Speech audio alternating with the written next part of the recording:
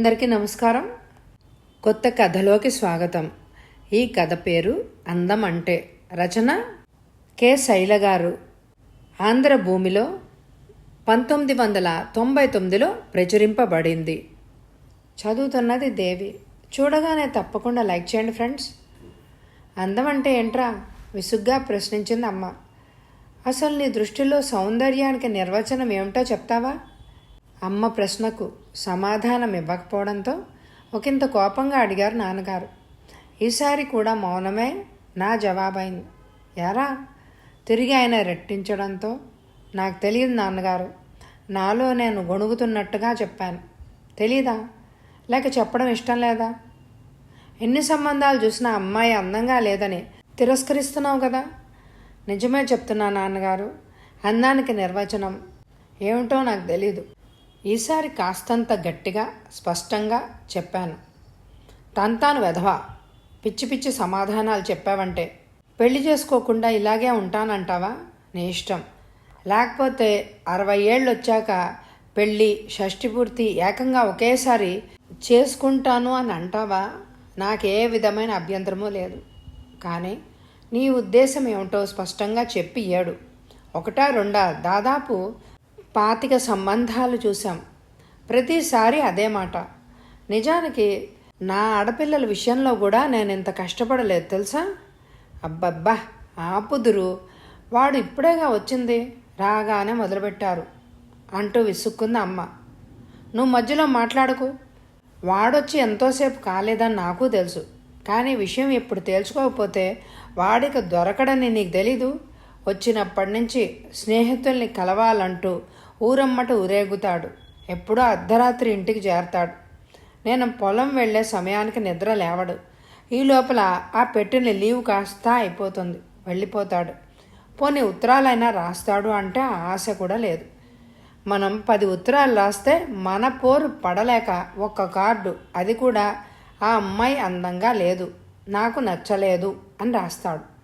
అందంగా ఉండడం అంటే ఏమిట్రా అంటే ఇదిగో ఇప్పుడే చెప్పాడుగా, అది సమాధానం. అసలు ఆ కళ్ళకి ఏదైనా జబ్బు వచ్చిందేమో, లేక ఏకంగా ఆ మైండే పాడై చచ్చిందో విసుగ్గా కోపంగా అన్నారు నాన్నగారు. చాలెద్దురు మీ మాటలు మీరును. ఎదిగిన కొడుకుతో మాట్లాడే పద్ధతి ఇదేనా? నేనేమైనా కల్పించుకోకపోతే నువ్వు మాట్లాడకు అంటారు. ఆనక వాళ్ళు మాట్లాడకపోతే ఏదో పెద్దవాణ్ణి, కన్న తండ్రిని ఓ మాట అనే చనువు అధికారం నాకు లేవా? వాళ్ళకి కాస్త సర్ది చెప్దురు అని నా ప్రాణం తీస్తారు అంటూ చిన్నగా నవ్వుతూ చెప్తుంటే ఆ సమయంలో అమ్మ ఆవిడ మాటలు, ఆ దరహాసం నాకెంతో అందంగా కనిపించాయి. చాలే, నా రహస్యాలన్నీ పిల్లలకు చెప్పేస్తున్నావు కనుకనే వాళ్ళ ముందు నేను లోకువ అయిపోతున్నాను. ఇదిగో ఇప్పుడే చెప్తున్నాను, ఈసారైనా ఏదో ఒక సంబంధం ఖాయం చేశాడా సరే, లేకుంటే ఈ జన్మలో పెళ్ళయ్యే యోగ్యత వాడికి, చేసే అదృష్టం నాకు లేదనుకుంటాను తప్ప ఎవరినైనా సంబంధాలు అడగడం కానీ పెళ్లి చూపులకి రావడం కానీ చేయను. సంబంధాలు చూసుకుంటారో మానుకుంటారో మీ ఇష్టం. చిన్నప్పటి నుంచి అనుకున్న కృష్ణవేణిని చేసుకోరా అంటే చిన్నప్పుడు చూశాను, అందంగా ఉండదు, నాకొద్దు అంటాడు. వీడు వచ్చాడని తెలిస్తే వాడొచ్చి ఏం నిర్ణయించుకున్నారు అని అడుగుతాడు. వాడికి ఏం చెప్పాలో ఎలా చెప్పాలో అర్థం కావడం లేదు. కనీసం సంబంధమైనా కుదిరితే మావాడి స్నేహితుడి చెల్లెలనో లేక మావాడు ఆ అమ్మాయిని ప్రేమించాడనో సర్ది చెప్పవచ్చు అంటే వీడేమో తేల్చడు. ఆయాసంతో ఆగిపోయారు నాన్నగారు. ఆయన్ని బాధ పెడుతున్నందుకు నాకు బాధగానే ఉంది. కానీ ఏం చేయను, నాకెందుకో ఏ అమ్మాయి నచ్చడం లేదు. అమ్మాయిని చూడగానే ఆమెతో కలిసి జీవితాంతం బ్రతకాలన్న కోరిక కలగాలి. ఆమె సమక్షం ప్రశాంతతకు నిర్వచనం అవ్వాలి. నాలో ఆత్మవిశ్వాసం జాగృతమై ఏ సమస్యనైనా ధైర్యంగా ఎదుర్కోగలనన్న నమ్మకం కలగాలి. ఇవేమీ లేకపోవడం వల్ల కాబోలు నాకే అమ్మాయి నేను చూసినంత వరకు అందంగా అనిపించలేదు. అలా అని అందానికి నిర్వచనం ఏమిటి అని ఎవరైనా ప్రశ్నిస్తే నేను చెప్పలేను. ఎందుకంటే పూర్తి సమాధానం నాకు కూడా తెలియదు కాబట్టి. ఇక కృష్ణవేణిని ఎప్పుడో చిన్నప్పుడే చూశాను. మా ఇద్దరిది ఒకే ఊరైనా తను పట్నంలో వాళ్ళ బాబాయ్ దగ్గర పెరగడంతో మా ఇద్దరి మధ్యన పెద్దగా పరిచయం లేదు. ఆ అమ్మాయి చదువు పూర్తయి ఇక్కడికి వచ్చేసరికి నేను ఉద్యోగ నిమిత్తం పట్నం వెళ్ళిపోయాను కాబట్టి ఈ మధ్య కాలంలో మేమెప్పుడు కలుసుకోలేదు. పిల్ల కాస్త రంగు తక్కువైతే ఏమ్రా, బంగారు బొమ్మ, మహాలక్ష్మి, ఎంఏ చదివింది. ఎప్పుడో చిన్నప్పుడు చూసిన దాన్ని మనసులో పెట్టుకుని ఏదో ఊహించుకుంటే ఎలాగా? ఈసారి వచ్చినప్పుడు అమ్మాయిని చూడు, నచ్చకపోతే అప్పుడు ఆలోచిద్దాం అని అమ్మ అంటే తప్పక చూస్తానని ఆవిడకి మాటిచ్చాను.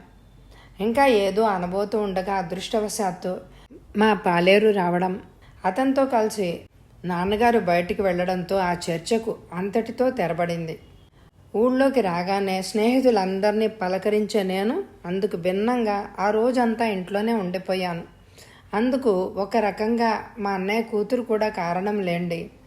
తను బోసి నోరంతా తెరుచుకొని నవ్వుతుంటే ఆ నవ్వులో సిరిమల్లె స్వచ్ఛత, వెన్నెలమ్మ చల్లదనం నన్ను పలకరించాయి.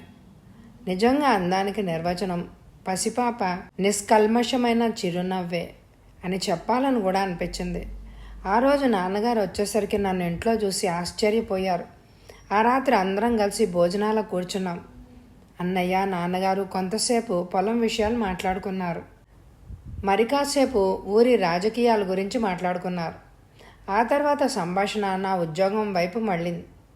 క్రమంగా గాలి ఎటు తిరుగుతుందో అనుభవమే కనుక గబగబా తిని అక్కడి నుంచి లేవడం ఉత్తమం అని అనుకుంటుండగా అమ్మ తన మతిబరుపుకి నొచ్చుకుంటూ అన్నట్టు చెప్పడం మరిచాను. భూపతి గారి భార్య మిమ్మల్ని ఒకసారి వాళ్ళ ఇంటికి రమ్మని చెప్పిందండి అంది.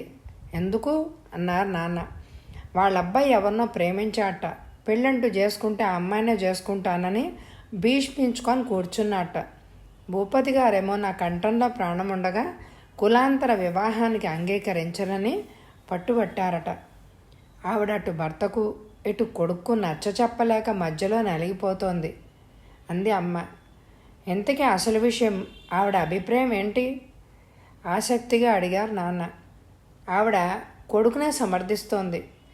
కాలంతో పాటు వచ్చే మార్పులను హుందాగా స్వీకరించాల్సింది పోయి పెద్దవాళ్ళం మనమే నా మాటే చెల్లాలని పట్టుబడితే వయసులో ఉన్న వాళ్ళకి ఎంత పట్టుదల ఉంటుంది? వాడి సుఖ సంతోషాలు ముఖ్యమైనప్పుడు అదేదో వాడు మనసు పడ్డ పిల్లనిచ్చి చేస్తే సరిపోతుంది కదా. కులం పట్టింపు చేసుకునేవాడికి లేనప్పుడు మనకెందుకు అంటుంది. దానికి తోడు కృష్ణవేణి కూడా ఆ అమ్మాయిని మీరు కోడలుగా తెచ్చుకున్నారంటే మీ ఇంటి పేరు అయిపోతుంది కదా అమ్మాయిది కూడా. ఆ అమ్మాయి కులం ఏమైనా పెళ్ళయ్యాక మీ అమ్మాయి అవుతుంది. జీవితాంతం మీ కులం పేరుతోనే చలామణి అవుతుంది.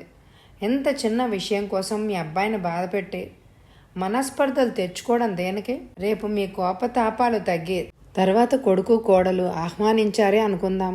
మీ అబ్బాయి మీ మీద ఉన్న ప్రేమాభిమానాల వల్ల జరిగిందంతా మర్చిపోవచ్చు, కానీ మీ కోడలు మర్చిపోగలదా అని అనడంతో ఆవిడ ఆయనకు నచ్చజెప్పే ప్రయత్నాలు ముమ్మరం చేసింది.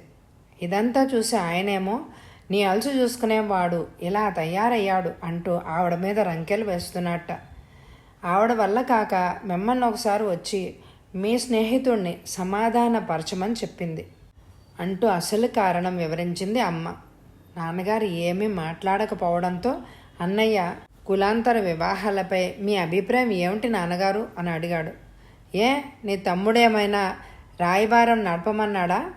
అలాంటిదేమైనా ఉంటే ప్రేమించానని ధైర్యంగా చెప్పలేనివాడు ప్రేమించడానికి అనర్హుడని చెప్పు అన్నారు నాన్న నా వంక చూస్తూ. అలాంటిదేం లేదు నాన్నగారు, జస్ట్ మీ అభిప్రాయం తెలుసుకుందామని అన్నాడు అన్నయ్య. సరే విను, adjustment is the secret of love అంటారు. నిరాడంబరత, సర్దుబాటు ఈ రెండు ఉంటేనే ప్రేమైనా వివాహమైనా సక్సెస్ అవుతుంది. ఈ ప్రపంచంలో ఏ ఇద్దరు వ్యక్తుల అభిప్రాయాలు అభిరుచులు పూర్తిగా కలవవు. ప్రతి వ్యక్తి ఒక నూతన సృష్టి అని అందుకే అంటారు. అలాంటి ఇద్దరు భిన్న వ్యక్తులు వివాహ సంబంధంతో ఒకటైనప్పుడు ఒకరి కోసం ఒకరు కొన్ని సర్దుబాట్లు చేసుకోవాల్సి వస్తుంది. అలా అడ్జస్ట్ అవడం చిన్నతనంగా భావించేవారు అయితే కొట్టుకుంటూనో లేక విడిపోయో బ్రతుకుతున్నారు. కులమతాలు వేరైతే ఆచార వ్యవహారాలు ఆహారపు అలవాట్లలో తేడాలు ఉండడం వల్ల సర్దుబాటుకు మరికాస్త ఎక్కువ సమయం పడుతుంది. ఈలోగా వారి మధ్య ప్రేమ నశించి వివాహం గొడవలతో అంతమవుతుందేమోనన్న భయం వల్ల పెద్దవారు పిల్లల ప్రేమ వివాహానికి అభ్యంతరం చెప్తూ ఉంటారు. ఎవరి వ్యక్తిత్వాన్ని వారు నిలుపుకుంటూ ఒకరి కోసం ఒకరు చిన్న చిన్న త్యాగాలు చేసుకోగలిగితే కులాంతరమైన మతాంతరమైన ఆనందంగానే బ్రతకొచ్చు. అది లేకపోతేనే సమస్య అంటూ ఊపిరి పీల్చుకోవడానికి ఒక్క క్షణం ఆగారు. నాన్నగారు వంక ఆశ్చర్యంగా చూస్తూ ఉండిపోయాను. భార్యాభర్తలు వాస్తవానికి ఇద్దరైనా మరి వారి మనసు ఒకటే కావాలి. అది కూడా అవిభాజ్యంగానే ఉండాలి. వారు ఒకే మాట, ఒకే చూపు, ఒకే నడకతో జీవించాలన్నది అర్ధనారీశ్వర తత్వం అని చెప్పారు. వారి ప్రేమ ఇంటికి పునాది కావాలి. ఒకరి మీద ఒకరికి ఉన్న నమ్మకం ఆ ఇంటికి సింహద్వారం కావాలి. అవగాహన, అర్థం చేసుకోవడం ఆ ఇంటి పైకప్పు కావాలి. ఈ మూడు దృఢంగా ఉన్న ఇంట్లో ఓర్పు, శాంతి, క్షమ, త్యాగం, నిస్వార్థం లాంటివి కొలువు తీరి ఆ ఇంటిని నలుదిశలా పదిలంగా కాపాడతాయి. ఆ ఇంటిని స్వర్గంగా మారుస్తాయి. ఎప్పుడైతే పునాది కదులుతుందో ఆ ఇంటి పైకప్పు కూలిపోతుంది. ఇక ఆ సంసారాన్ని నిలబెట్టడం ఎవరి తరం కాదు. ఒక రకమైన ఉద్వేగంతో అన్నారు నాన్నగారు. ఆయన మాటలలో ఎంతో సత్యం, అంతకు మించిన అనుభవం ఉంది అని అనిపించింది. ఏ ఇంటి చిత్రాన్నైనా ప్రేమ, నమ్మకం, అవగాహన, అర్థం చేసుకోవడం, గౌరవం, సంతృప్తి, శాంతి అనే 7 రంగులతో చిత్రిస్తే ఆ చిత్రం ఇంద్రధనస్సే అవుతుంది. మరుసటి రోజు సాయంత్రం చంద్రం ఇంటికి వెళ్ళాను. చంద్రం కృష్ణవేణి అన్నయ్య.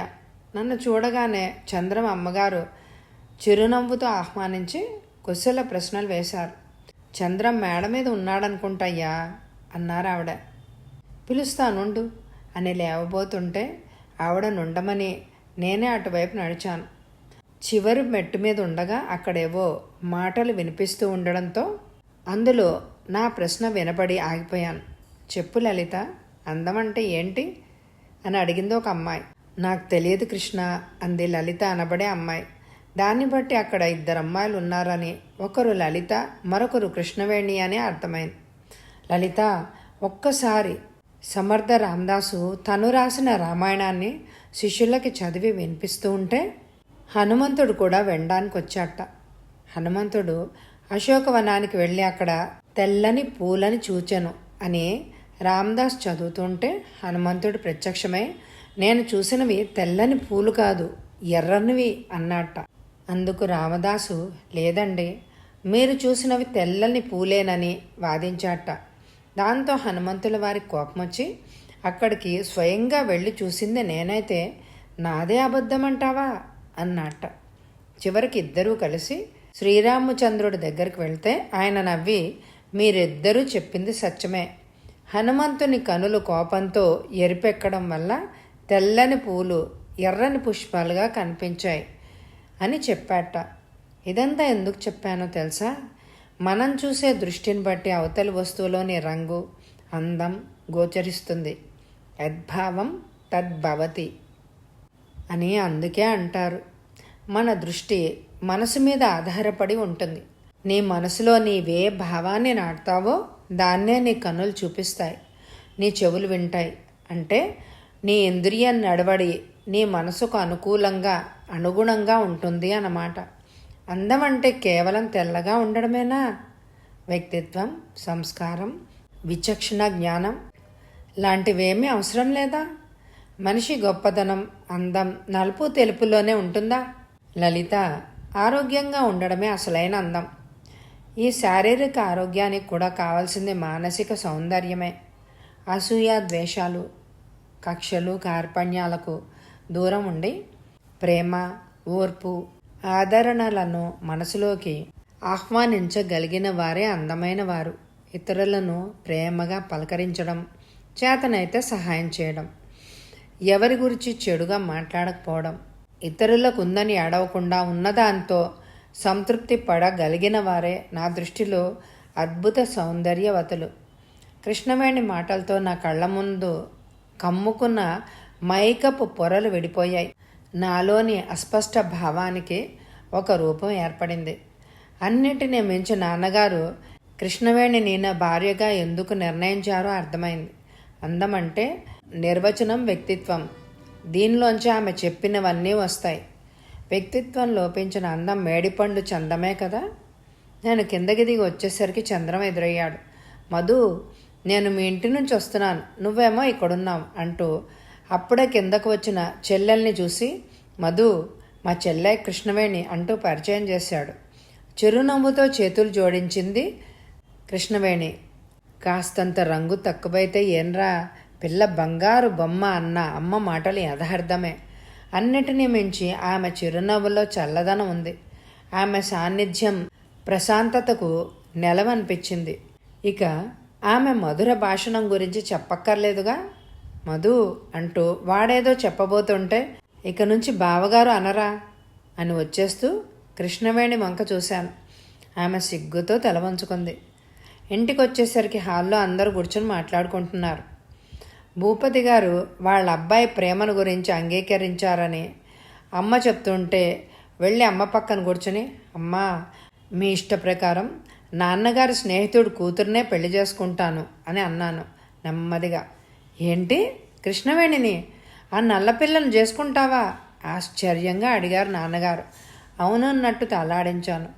కాస్త రంగు తక్కువైతే ఏం, పిల్ల బంగారు బొమ్మ అన్నాను అచ్చంగా అమ్మ మాదిరిగా. నాన్నగారు, అన్నయ్య ఆనందంగా, వదిన అభిమానంగా నా వంక చూస్తుంటే అమ్మ ఆప్యాయంగా నన్ను దగ్గరకు తీసుకుని మురిపంగా నుదుటి మీద ముద్దు పెట్టుకుంది. ఇక్కడొక చిన్న విషయం చెప్పాలి.